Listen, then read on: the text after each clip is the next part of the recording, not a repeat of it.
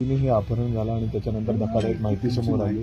तुमची माहिती काय आहे? तुम्ही म्हणजे पोलिसांची काय करता? काल या जागेवरून आमच्या मामांचं अपहरण दुपारनंतर पोलीस यंत्रणेच्या माध्यमातून तपासामध्ये मृतदेह सापडला आणि मग आपणच ती बातमी चालवली आणि अपहरण करून खून अशा पद्धतीची घटना आमच्या परिवारावरती झालेली आहे।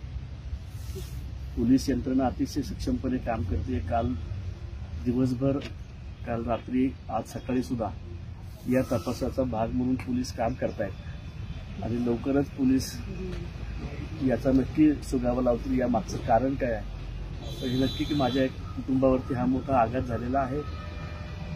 मी, माझी आई, आम्ही सगळेजण, आमचा परिवार खूप मोठ्या धक्क्यामध्ये आहोत, परंतु पोलीस खूप चांगलं सहकार्य करतायत। सगळी यंत्रणा लागते आणि आशा आहे की लवकरच गुन्हेगारांवरती कडक कारवाई होईल आणि त्यांना शासन। या सगळ्या प्रक्रियेला जवळपास किंवा ही घटना घडायला जवळपास 30 तास उलटून गेले जातात। तुम्ही आमदार आहात, सत्ताधारी पक्षाचे आमदार आहात, तुमच्या पक्षाचे मुख्यमंत्री, गृहमंत्री आहेत आणि तरी सुद्धा 30 तासानंतर एका इतक्या मोठ्या घटनेचा लीड किंवा सुगावा पोलिसांना मिळत नाहीये। याच्यावरून सुद्धा आता टीका केली जाते। अधिवेशन सुरू आहे, त्या अधिवेशनामध्ये सुद्धा हीच चर्चा जी आहे ती ऐकायला येते। तुमचं पोलिसांशी बोलणं झाल्यावरती किती काळ साधारण या संदर्भात लीड मिळायला लागेल?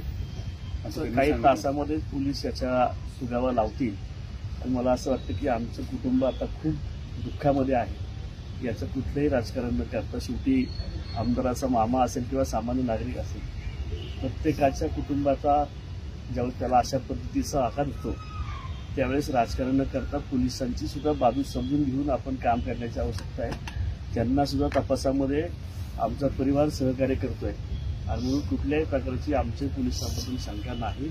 पोलीस खूप चांगल्या पद्धतीने काम करतात आणि लवकर शेवटी गुन्हेगार हा अनेक वेळा गुन्हा करत असताना शाब्दिक पद्धतीने काम करत असतो आणि म्हणून ही शेवटी यंत्रणा आहे। तपास लावत असताना तो भक्कमपणे लागला पाहिजे अशा पद्धतीची भूमिका पोलीस कायम घेत असतात आणि म्हणून मला खात्री आहे सरकार माझं चांगलं काम करतंय।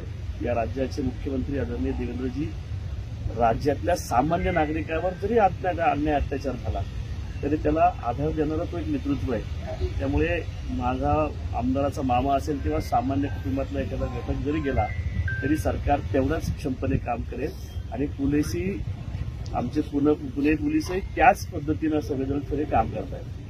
बोलणं त्यांचं झालंय का मुख्यमंत्र्यांच्या या संदर्भामध्ये किंवा माझ्या सगळ्या वरिष्ठ नेत्यांची माझी चर्चा झालेली आहे। आदरणीय मुख्यमंत्री साहेब असतील, जिल्ह्याचे पालकमंत्री आदरणीय उपमुख्यमंत्री पवारसाहेब असतील, हे सगळ्यांनी मला माझ्या कुटुंबाला या दुःखामध्ये सावरण्यासाठी माझं सांत्वन केलेलं आहे। त्यामुळे माझा पक्ष, माझा परिवार, माझा मतदारसंघ आमच्या परिवाराच्या मागे भक्कमपणे उभा आहे।